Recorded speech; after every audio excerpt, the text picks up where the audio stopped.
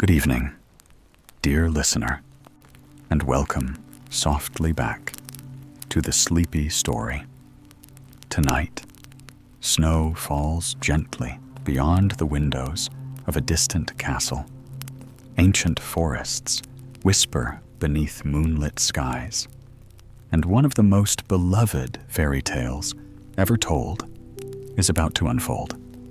Tonight's story is Snow White and the Seven Dwarfs, a cozy bedtime fairy tale inspired by the timeless stories of the Brothers Grimm.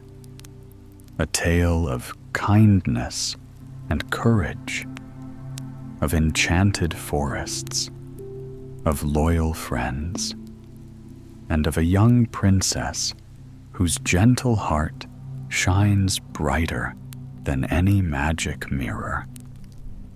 So settle comfortably beneath your blankets. Allow your breathing to slow. Let your shoulders soften, and leave the worries of the day gently behind. Listen to the crackling fire, the whisper of the winter wind, and the turning of storybook pages. And together, let us drift softly into tonight's enchanted tale. Welcome to Get Sleepy, where we listen, we relax, and we get sleepy. My name is Thomas, and I'm so grateful to have your company after all the treats we brought your way last week. I'm excited to bring you another, our very own rendition of Snow White and the Seven Dwarfs. The story itself is well over an hour in length, so you can relax and ease in to rest, nice and steadily. Most of us are familiar with the Grimm story and the film adaptations of this classic tale made over the last century. Many different versions of this tale, or ones very much like it, originated in different countries. For example, the Queen's cursed gifts are not always apples, and Snow White's woodland family is not always the dwarves. The ways in which she is awakened or rescued are many, and even her age changes from one retelling to another. For our version, we've endeavored to keep all the parts you love while making this story as sleepy and magical as possible. We hope it's one you'll come back to again and again. It was beautifully adapted and written by Alicia Stefan, and I'll be reading it for you. So my friends, adjust anything you need to make sure you're comfortable and relaxed.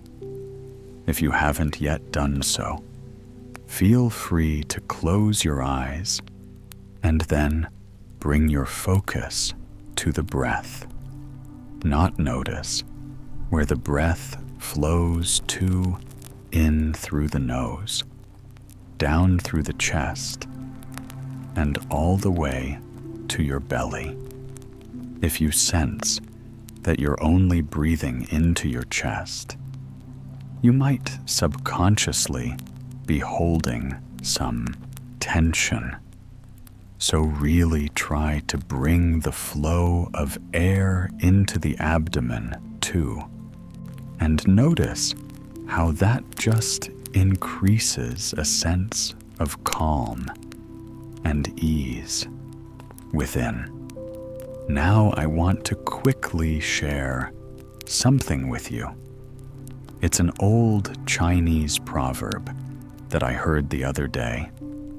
You might have heard it before, or it might be new to you as well. as it was for me. Whatever the case, it's a beautiful reminder to carry with us through our lives. It says, if you want happiness for an hour, take a nap. If you want happiness for a day, go fishing. If you want happiness for a year, inherit a fortune. If you want happiness for a lifetime, help other people. It's so simple, yet so profound and undeniable. Us humans can get caught up in chasing wealth and desiring material things. But I think the vast majority of you would agree with me that nothing brings more genuine inner peace and contentment than when we offer a kind and compassionate helping hand to other people. In our story, tonight, there are many moments of kindness and support that ultimately overcome some negative human traits and actions. So without further ado, it's time to travel into the world of imagination and fairy tale.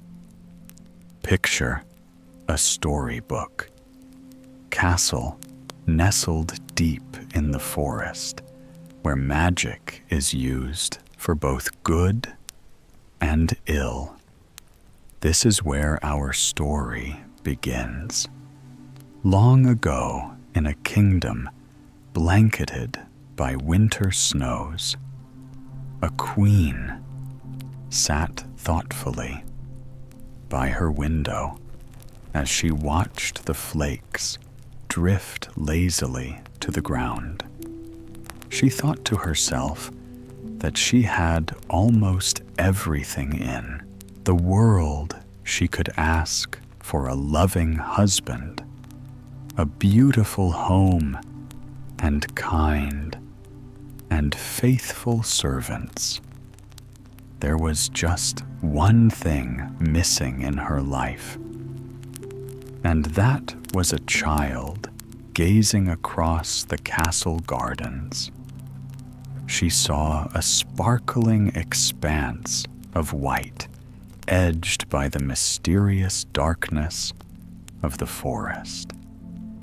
In a moment of fancy, she whispered her wish to the sky.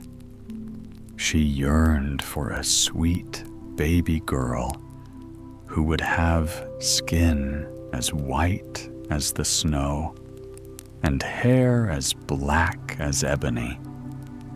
And her mouth, the queen thought, would be like the bud of a sweet red rose. This wish made its way out into the world. And since it was a more magical time and place, her plea was heard, and her dream came true. Not long after, she held in her arms a perfect daughter. She told the king that they would call the infant Snow White, for it was the winter that had worked its magic to make their dreams come true. Unfortunately, just a few years later, the good queen passed away, and the king was left alone with his precious daughter. He was heartbroken, but he tried his best to be a good father, and the little girl continued to grow and thrive in his care. And what a joy Snow White became. She was an extraordinarily beautiful child, but more importantly, she was naturally curious, good, and kind, where other princesses might have become spoiled. Little Snow White was more likely to be found befriending the housemaids or following the gardener. She often chattered away at the servants while they allowed her to help them with light tasks This castle was her entire world. The king was a good man, but he was also young, and he didn't take well to a solitary life. Eventually, he became entranced by the widow of one of his courtiers. She was an exquisitely beautiful woman with shining hair, the color of corn silk, and unblemished ivory skin. The woman won his confidence, slowly, reeling him in with skill. When Snow White had just turned 13, there was a royal wedding, and the princess gained a stepmother. The new queen was called, composed, and elegant. While there was nothing outwardly wrong with her, the servants confessed quietly to each other that they felt a sense of unease descend upon the castle. With her arrival, even the little breezes that whispered through the corridors took on a new darkness. The mood of the court became one of watchfulness and shadows. The new queen had made a great show of doting upon Snow White before her marriage. In full sight of the king, she took care to exclaim about the girl, praising her looks, her cleverness, and her sweet disposition.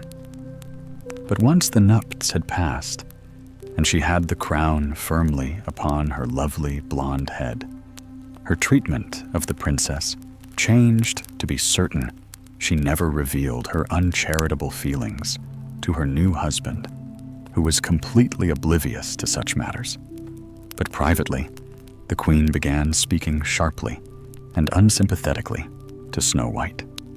You see, even though her stepdaughter was still a child, the woman sensed that Snow White was a beauty. Furthermore, she found the girl to be an intolerable distraction for the king, whom she felt should be paying all of his attention to his new wife. Although he showered her with glittering jewelry and lavish gowns, the wicked queen was fixated on establishing her place very quietly in small ways. She sought to diminish the princess, refusing to have new clothes made and neglecting to oversee her education.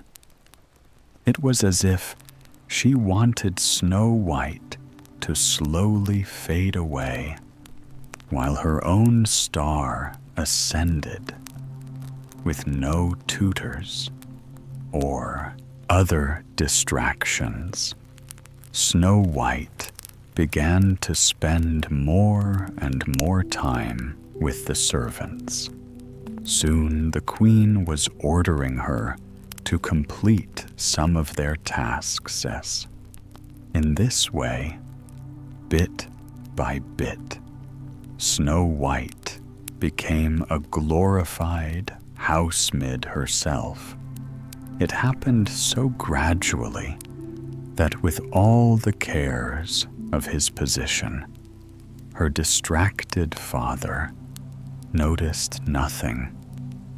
Although she managed to humble Snow White in completely ordinary ways, the queen also had a powerful secret, unannounced to her husband. She was skilled in the darkest arts of magic. She used her skills sparingly, and always to her own advantage, in order to ensure that she was always the most desirable woman at court. She consulted a magic mirror from time to time. The king thought it a completely ordinary thing, but when he was away in the depths of the night, she would sometimes stand before the mirror and say, looking glass on the wall. Who is the fairest of us all?" At this, the mirror would fill with dark, swirling mist, and a wizened voice would be heard responding, "Thou, O Queen, art the fairest of all." Smugly, she would then dismiss the spirit in the mirror and retire for her beauty.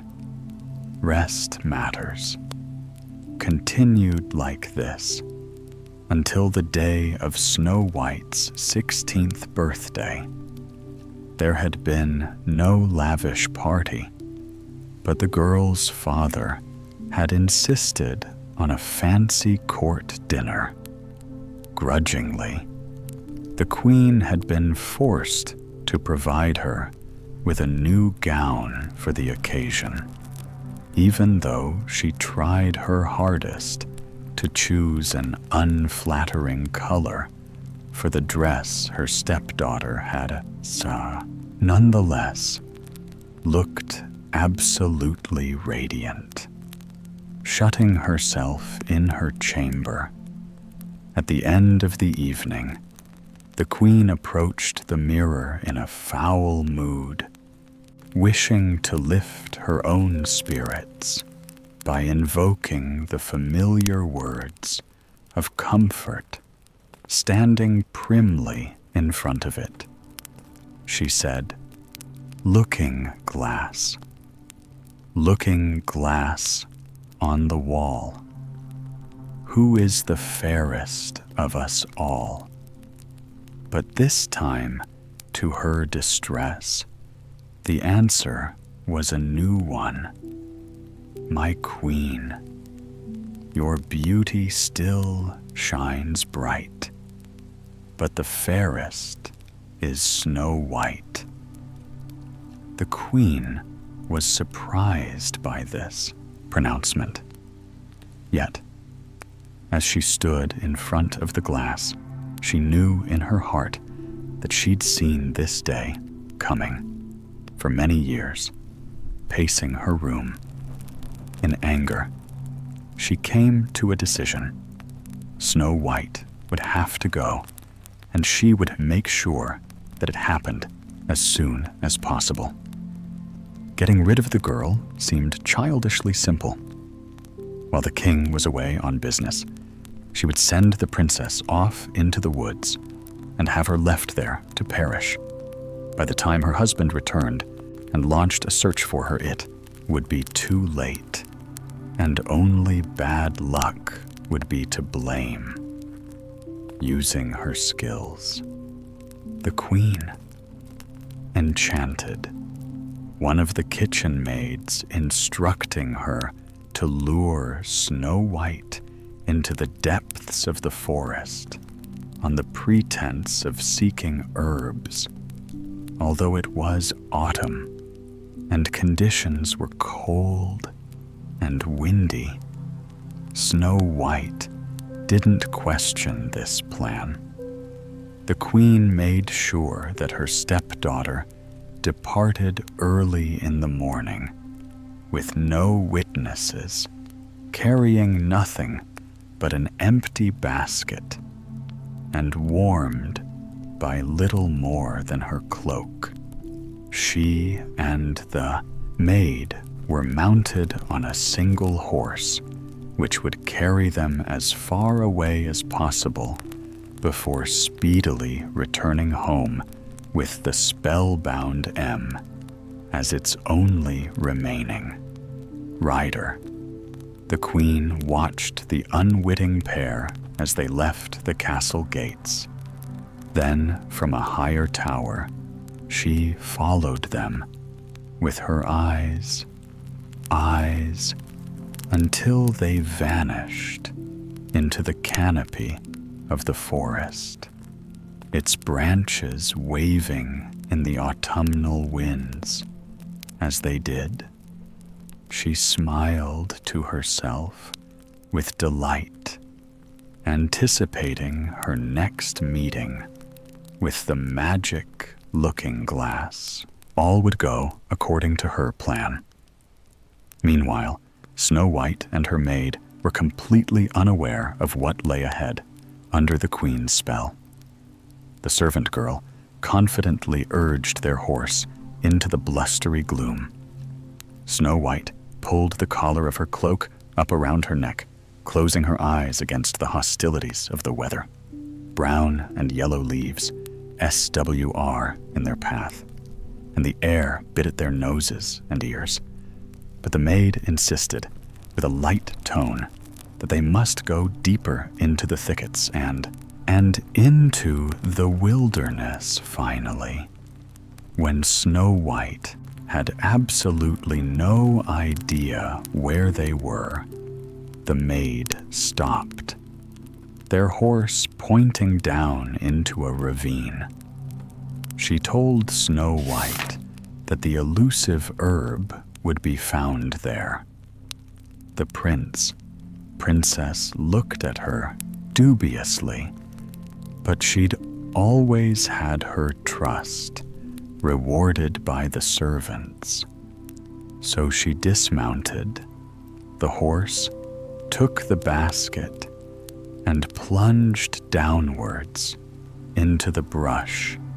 She was disheveled and tired. Before long, and she called out to the maid. Her only answer was the wind, howling through the leaves, pushing her way back to where she thought she had started. She realized with dismay that the maid was nowhere to be found. Fighting a rising nervousness, Snow White called out. For the first time in her life, she felt completely lost and alone.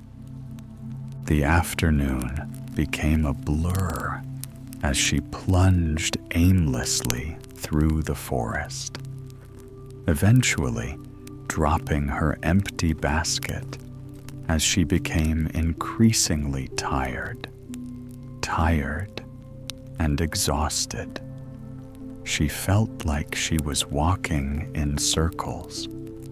Her fingers and toes became numb, and eventually she was overcome by a feeling of hopelessness. Just when she thought she couldn't go another step, she spotted what appeared to be a cabin up ahead. Wiping the frozen tears from her eyes, she renewed her energy, pushing through the scratching branches until she emerged in a clearing. The windows of the little house were dark, but she still knocked on the door, although she had been raised with good manners. When nobody answered, she nonetheless pushed the door open. She had to find shelter, or she knew she would not last the night. When she first entered the cabin, she could not make out the interior. The fireplace was cold and dark. However, as her sight adjusted, she could see that she was standing in what appeared to be a bunkhouse. There was a long table down the middle with 3 seats on each side, and one at the end. Along the back wall of the cabin, there were 4 identical beds, and next to the door in the front of the cabin, there were 3 more, all. 7 of the beds were unmade, and there were crumbs and used plates standing about on the table, along with half a loaf of bread. If someone still lived here, they were not concerned with tidiness. She reflected.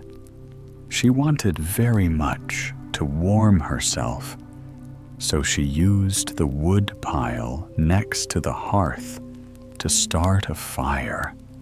Once she had a cheerful blaze FL flickering, and her fingers were tingling with life. Her gaze fell upon the loaf of bread. Until that moment, she had not realized how hungry she was. But she had not had a morsel to eat since leaving the castle that morning. It seemed, she thought, really a lifetime ago, unable to resist the temptation. She used a bucket of water to wash a set of utensils, and then hastily cut herself a thick slice of bread, sinking into one of the chairs, which were all oddly small. She ravenously consumed the delicious slice, slumping her shoulders with relief, then peering in. A nearby picture, she saw that it contained some water. She drank it dry with her stomach full, and the warmth of the fireplace relaxing her. Snow White suddenly felt overcome with drowsiness. Faintly, she thought how she absolutely must rest her eyes for a little while, casting her eyes thoughtfully to one of the beds. She pondered just laying her head down for a few minutes. She gingerly laid herself on top of the covers, reasoning that it was the most polite way to nap without an invitation. Then, almost instantly, she sank into a deep, dreamless sleep. Late in the night, the seven travel. Weary owners of the little beds and the little chairs returned home and opened the door. They found a dying fire in the hearth and a strange girl sleeping on one of their mattresses. One by one, a group of stalwart dwarves trooped into the room and then stared in amazement at the sight before them. Whispering amongst themselves, they decided the girl was harmless and that they would not wake her. Instead, they retired with one dwarf sleeping in front of the hearth, and they waited for more. The dwarves were all awakened by a soft exclamation. Many hours later, sunlight danced through the small windows of the house, and the strange girl was sitting up on the bed, with her hands covering her mouth, in surprise eyes, rubbing the sleep from their eyes. They rose from their pallets and looked at her in puzzlement. Then the boldest among them spoke. He asked the girl who she was and where she had come from, for, as he explained, they were creatures of the woodland and unused to seeing many humans this deep in the forest, coming home from a mining expedition to find a girl sleeping in their house was, well, quite unexpected. In a rush, Snow White sought to explain herself. She had become lost in the woods and wandered a great distance. She knew that it was poor manners to invite oneself into someone else's home. She clarified, but she'd been so cold and hungry, she promised to bake them a new loaf of bread. The dwarves were kindly creatures, if a bit awkward and unused. to strangers, they found themselves unified in sympathy for the poor lost girl, clucking their tongues about her predicament. They huddled briefly and quickly agreed she must stay with them until they could decide how to help her.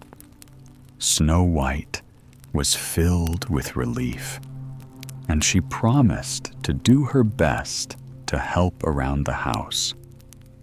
Brightly, she suggested she could do washing and light fires.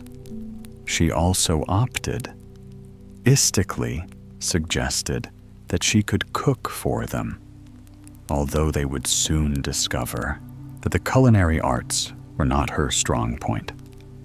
Nonetheless, Snow White quickly proved herself to be very useful around the house, and she was an eager student when she encountered a task that was new to her. The dwarves lived in quiet isolation, and the birds brought them no news of a missing princess. They made no progress towards solving the mystery of where she was from, and so she stayed with them, and 1 week melted into another through the winter until the 7 dwarves could hardly remember life without her. For her part, Snow White was quite content staying with them. She enjoyed keeping a tidy house. Furthermore, she found that the dwarves were very wise upon learning of her scant education. Their wisest member took it upon himself to begin evening lessons with Snow White. He produced mysterious ancient books and helped her to learn ciphering. She read poetry and legend. As the months went on, she became just as intelligent as she was beautiful. Of course, it was only a matter of time before the mirror found her again. A couple of months after the girl had been banished, the queen again stood before the magic looking glass. Carelessly, she recited the familiar words. Looking glass on the wall. Who is the fairest of us all? She was amazed when it said, "My queen, your beauty still shines bright, but the fairest is Snow White." At these words, the queen was livid. She knew at this moment that the princess had somehow survived, and she was determined to find her. She summoned a famous huntsman and tasked him with locating the girl and doing away with her. Not knowing the princess, he had no loyalty to Snow White, and he readily agreed, hearing that a fat purse of gold would be his reward. He canvassed the forest for weeks, consulting travelers, peddlers, and hermits to uncover news. Finally, someone told him that he had seen the girl living in the house of the 7 dwarves, deep in the woods. The huntsman found the cabin, and he observed Snow White working there in a cheerful kitchen garden. She was humming to herself, and even in plain clothing, she was so sweet and beautiful that his heart skipped a beat. He resolved to fulfill his promise by telling the evil queen where she could be found. But he couldn't bring himself to also be the instrument of Snow White's demise. The queen was furious with the huntsman when he returned and refused to pay him unless he completed the entire task. But the huntsman had no change of heart, as he could see that Snow White was a great goodness in the world, and the queen was wicked through and through. When he had gone, the queen set about her preparations to take care of the matter herself, using her dark magic. She disguised herself as a simple peddler. She brought a few items with her as part of her deception. But there was really only one very important enchanted trinket among them. It was a pretty hair comb that was stopped with little sparkling gems. She cast a spell upon it so that anyone who put it in their hair would fall into a deep sleep, eventually succumbing to death. Then, under the cover of darkness, she left the castle with the huntsman's directions to guide her.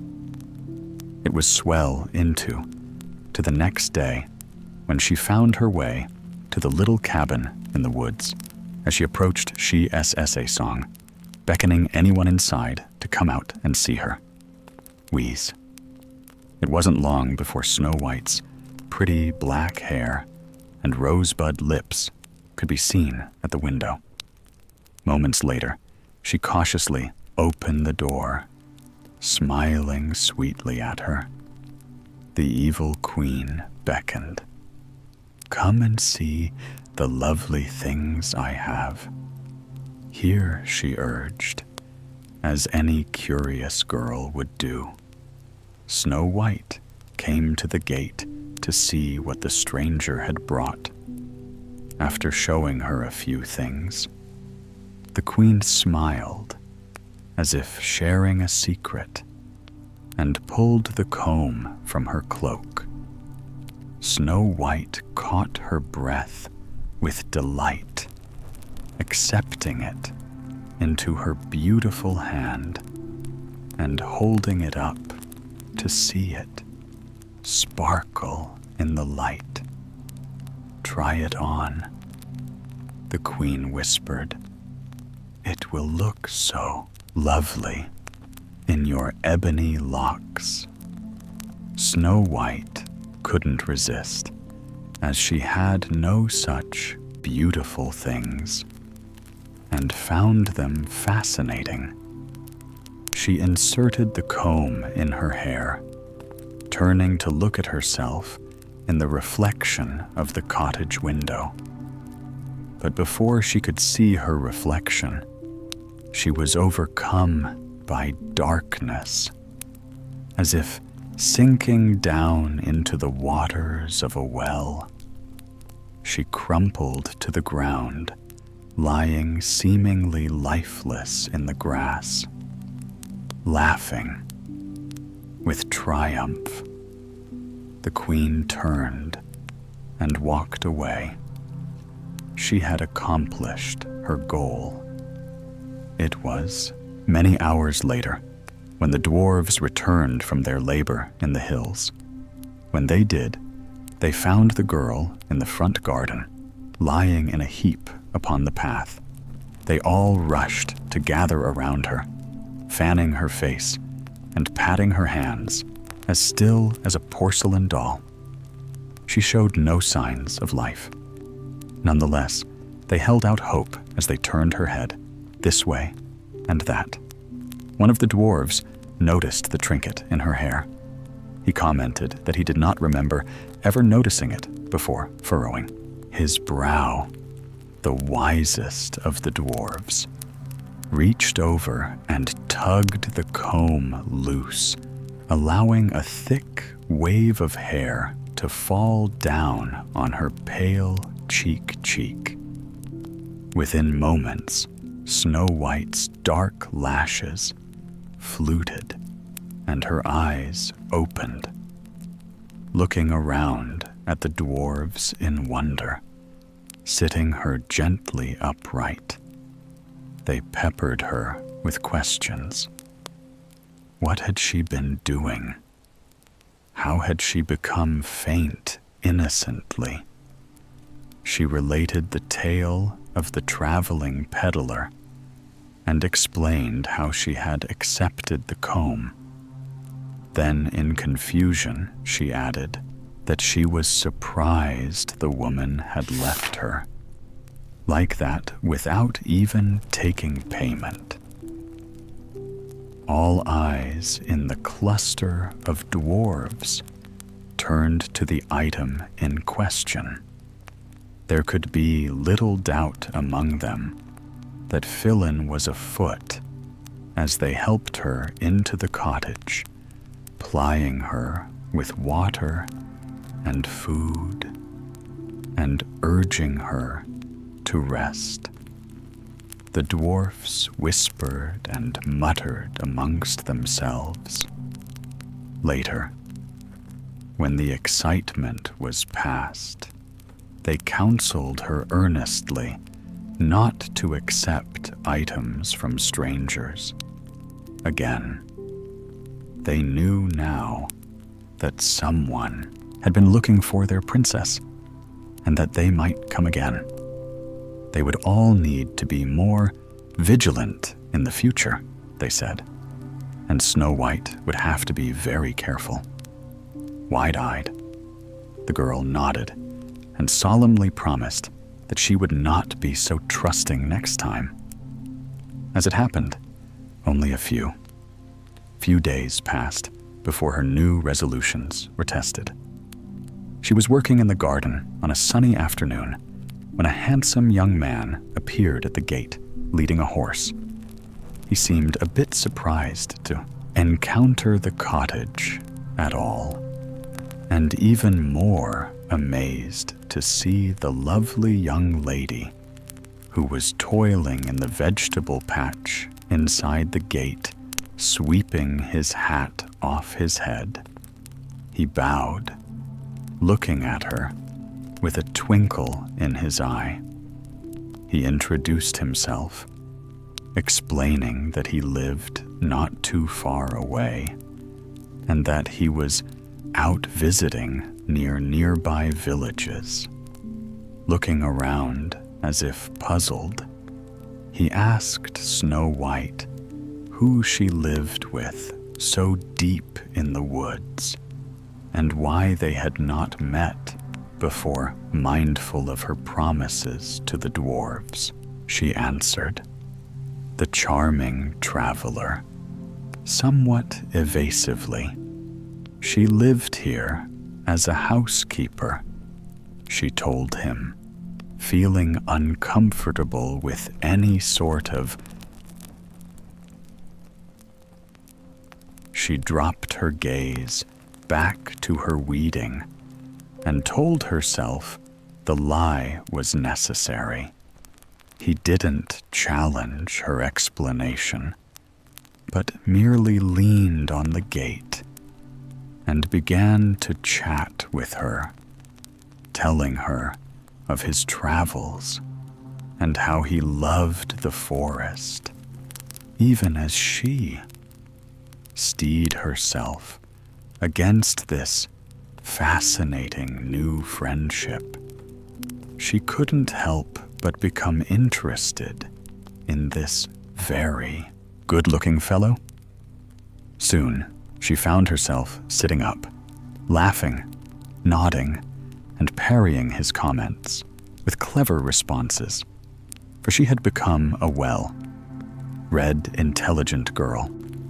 Despite her innocence, they stayed her, like that with him, leaning on the gate, and her sitting in the garden for quite a long time. It was only when the S grew lower in the sky that she realized the dwarves would be coming home soon. and she felt sheepish, admitting to them that she had been talking with a stranger. The young man sensed her unease and knew it was time to go. So he swept her a low bow and said he thought he might be passing by again soon. This was his plan now, because Snow White was simply the most enchanting girl he'd ever met. Meanwhile, UN sconed in her castle. Far away, the queen was about to make an unwelcome discovery, standing in front of her dark mirror. She once again confidently posed her usual questions. She said, "Looking glass on the wall. Who is the fairest of us all in?" Possibly, maddeningly, the mirror said, "My queen, your beauty still shines bright, but the fairest is Snow White." Oh, but she was beside herself. She knew that somehow the girl had escaped her enchantment, but she would not leave her work undone. As Snow White and the dwarves sat amiably around a fire, telling tales, many miles away, the queen once again began her preparations. This time, she disguised herself as an entirely different type of traveler. She appeared to be a very old woman, draped in a cloak, simply taking fruit, to market a few days later. Once again, under the cover of early morning darkness, she set out on the road. This time, she knew the way by heart, and she steadily made progress towards the cabin belonging to the 7 dwarves. She was confident that Snow White wouldn't foil her plans again. The girl was outside, hanging the washing, when the woman passed by the queen, loathed the sight of her, with her shining dark hair and her youthful step. She watched the girl happily, humming to herself, hanging one little brown shirt after another in the sun to dry, when the old crone called out to her. The princess stopped singing abruptly and turned, showing a guarded expression. "How very hot it is out here," the queen said to the girl. "You must be in need of refreshment." Snow White shook her head vigorously. She would not trust this strange old woman, even though she was not the same one as before. Undeterred by her resistance, the queen reached into the depths of her basket, full of fruit. She plucked the most perfect, juicy-looking apple from its center and held it up for Snow White to see. Then she offered it to the girl. Snow White refused, saying that she was most obliged, but could not accept food from a stranger. The old crone clucked her tongue sympathetically and laughed in a friendly way. Holding up her finger, she told the girl she had a solution. Drawing a small knife from her pocket, she sliced the apple neatly in two, showing Snow White the inside. Then she took a large bite from one half, taking care to openly salve her, its delicious, juicy flesh. She could see the hesitancy draining away from the girl as her young eyes fixated on the apple. Snow White walked slowly to the gate, convinced by the queen's performance. Smiling gratefully, she took the other half of the rosy fruit. After all, the woman had eaten it herself. What harm could it do, she thought. But she did not know. It was possible to enchant exactly half of an apple, tainting it with awe. Spell that would eventually send her to an eternal rest. So it was that Snow White took a dainty bite out of her half of the perfect-looking apple. And once again, lay still as death in the garden, feeling a righteous sense of victory. The queen turned and disappeared back into the forest. She was sure that this time she was finally free of her arrival. It was many hours before the 7 dwarves came trudging home. When they did, they were dismayed to see Snow White lying in the path, hurrying to surround her. They attempted to revive her, pleading with her to awaken, wise to the queen's former tricks.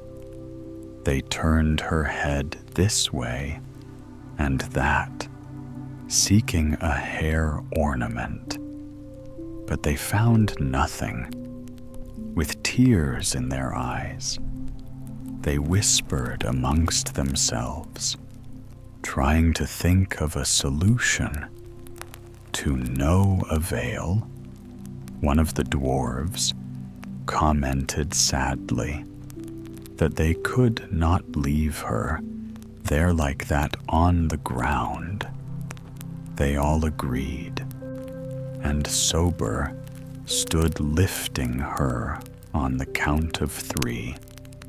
For even though they were very strong, she was quite a lot taller than they. Slowly, they moved her inside the cottage as they neared the first bed. One of the dwarves tripped, and she was awkwardly dumped onto the mattress on her side as the dwarves broke out in bad-tempered reproofs of one another. Something amazing happened. Snow White coughed and sat up, putting her hand to her throat. The dwarves instantly ceased their bickering and turned to look at her. In amazement, her flushed cheeks and rosy lips showed that she was once again vibrant and awake. Their clumsy handling had somehow dislodged the poison apple from her throat, and she had escaped her fate for a second time. When she was feeling better, she got a very stern lecture. Shame-faced, she admitted her error. She explained that the woman had tasted the apple right in front of her. How could she have known? But the dwarves shook their heads and insisted she must not take another gift of any kind, be it jewelry or sweets. She nodded her head in agreement and resolved to do better in the future. For what if the dwarves had not returned home in time, or tripped and jostled the fruit loose from her throat? The outcome would have been grave. So when her handsome young man appeared at the gate again, A few days later, she told herself that she would simply not accept any gifts from him, but no lectures from the dwarves or good intentions could keep her from being drawn to his fascinating conversation or his charming good looks. She even let him kneel next to her in the garden and help her with the weeding. Neither she nor her visitor seemed to care that he was rather bad at it. He kept getting distracted as he watched her lovely hands deftly tending her vegetable patch. He thought they must be the most perfect hands he'd ever seen. In fact, he was quite smitten. But many miles away, storm clouds were gathering for snow. No white. It was only a matter of time before the mirror once again revealed her secrets. And when the queen found out that her second plan had incredibly failed, she was determined. Her third should be the charm. Snow White was innocent, but she was not a hopeless fool. The queen knew that she would not accept a third gift, so she devised a less obvious way to deliver her poison. This time, she drew upon a very special type of spell. She found an ordinary metal ring that was so delicate it was hardly visible. With her dark skills, she enchanted it, although it was really a very plain ornament. To the human eye, it was a great treasure, sparkling with multicolored gems. She made sure it would be irresistible to a pretty young maiden. On this occasion, the queen timed her arrival at the cottage for the dark hours of the morning, quietly letting herself into the garden. She glided silently to Snow White's beloved vegetable patch. Once there, she took the enchanted ring and set it on the ground. Then, as quietly as she had appeared, she exited the garden and melted into the sheltering branches of the forest. Later that day, Snow White cheerfully came to the garden, carrying her basket.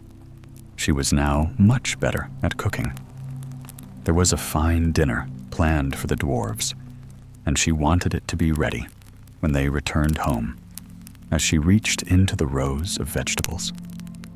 However, something winked at her. From the ground, examining more closely, she found the most beautiful ring she had ever seen. It was delicate, and it glittered with the color of every stone she could think of. Red, blue-green, and pink sparkles seemed to constantly appear on it, as if it were a shifting rainbow of different gems, catching her breath. With delight, she picked up the trinket, and before she could even think about its provenance, she slipped it on her finger.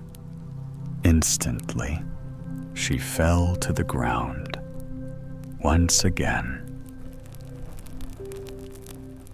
Snow White appeared lifeless, and that is how she stayed for many hours. As it happened, the dwarves came home early. That day, they had finished their work sooner than usual, and were looking forward to a leisurely evening at home. But to their dismay, they found Snow White had once again fallen victim to a ruse gathering around her. They tried everything. They searched her ebony locks for jewelry. They turned her over and jailed her in case she had eaten something, but it was useless. Soon they were sitting in silence around her, with their hats in their hands. This time, they feared they would not be so fortunate as to stumble upon her cure. Just then her charming young man appeared at the gate, while this would normally have put the dwarves on the defensive. They were too distraught to care about the stranger, and they didn't complain.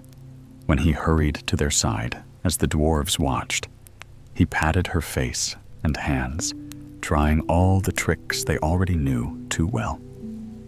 Alas, he was not able to revive her either. It was a sad gathering.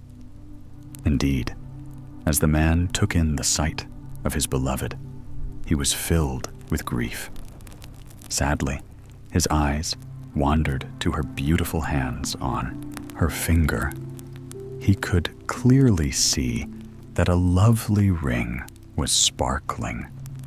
Looking up at the dwarves, he asked if this was a new trinket and if they had given it to her. Puzzled, the dwarves stared at her hand, for they were not human, and they did not see the false gems. All they noted was that she had just the thinnest metal band upon her finger. They didn't know what the visitor was talking about, acknowledging that even this dainty metal ring was new to them. One of the dwarves reached down to her finger and slowly pulled off the adornment. To his amazement, Snow White suddenly took a deep breath, and her face flushed with color. Once again, as a cry of happiness went up among all present, she fluttered her long lashes once, twice, and then opened her eyes, seeing her alive. The dwarf danced about the garden in happiness. Meanwhile, the handsome young man clasped her hands in his, smiling down at her. And as Snow White raised herself up, she looked right back at him. She fervently hoped that this was not just a dream. In that moment, the two of them realized that they could not bear to be parted, and that something new was beginning. The young man asked Snow White if she would consider being his wife. He admitted, somewhat sheepishly, that he was in fact a prince, but he hadn't wanted to tell her, fearing it would change her feelings about their friendship and their amusing afternoons in the garden. Snow White laughed, saying that it happened. She was also a princess, but then, soberly, she admitted that it didn't seem to matter anymore. She told him how she had lost her way long ago, and that nobody had ever come to find her. She feared that her father no longer cared for her. Very seriously, the prince asked her if she could ever bear to try on another ring, since the last one had not agreed with her. And Snow White teasingly said, yes, she would, as long as she could choose it herself. Meanwhile, the queen did not escape retribution for her meanness. It happened that the huntsman could not live with his feelings of guilt for exposing the princess. He went to the king and told him of the entire plot and of the queen's treachery. In short order, the king had been led to his daughter and was rejoicing to find her alive and well.